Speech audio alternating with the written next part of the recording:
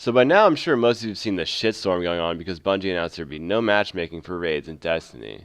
Everybody's upset or whatever because they think inviting 5 people takes forever, or they don't have any friends or something. Well, I think that's stupid, and that the game's actually going to be a lot better in the long run without matchmaking for raids. Okay, it's not stupid, that's your opinion and all, and I would never call your opinion stupid. But your opinion's dumb. And I don't like it. You see, raids in any game are supposed to be a test. You gotta get a competent group together, you gotta plan out shit, and you gotta know what to do.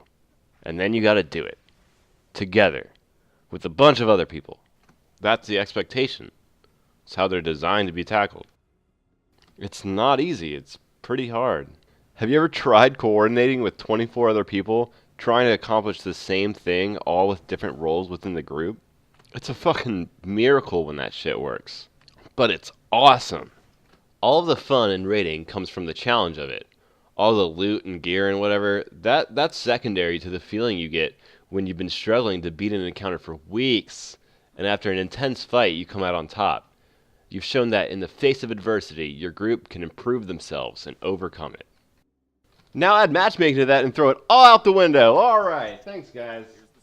Now instead of raids being tuned for coordinated groups of players, you have to account for players who have never talked to each other before. They don't have mics, don't have a positive attitude. From my experience, they play like they have fucking no hands. I don't know, they suck. And yeah, all that can happen with pugs too, but here's the thing. You have control over those groups.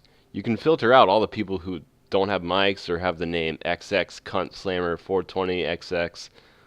I mean, that's an awesome name, by the way. I don't know why you would kick that guy. Or anyone who sounds like they're under 12. And now that we've dumbed down raids and made them just longer strikes with more people, where's the challenge? Where's the reward? Part of the core raiding experience would be ruined for the sake of convenience. That's not worth it to me. Another thing that matchmaking does in this case is it sort of removes a sense of community from the game. Back before WoW had the Dungeon Finder tool, I remember looking for people to group with being a huge part of the dungeoning experience. Get this, you were actually forced to interact with other people. Oh no, human interaction, how terrible. And you might not realize it, but since you're actually spending time getting your group together, you have more of an investment in it. And people will try harder and be less likely to screw you over. Less likely. It makes you feel like you're playing with actual people, instead of nameless AI bots that will just help run an instance with you. And you know, in the process, maybe you get to know some people, make some friends, start a clan, keep to yourself, whatever. But all that was ruined when they added Dungeon Finder. All you do now is you just click a button, you get popped in a dungeon, you kill some monsters, the bosses, you get some loot, you leave. You didn't care about anybody that was in there. Probably never see him again.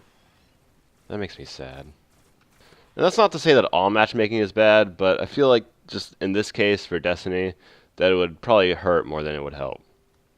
The only real problem is that in Destiny, there isn't really a good way to communicate with people not in your fire team, and adding and joining fire teams is pretty clumsy and time-consuming. You gotta go like through the dashboard or whatever. It's pretty stupid.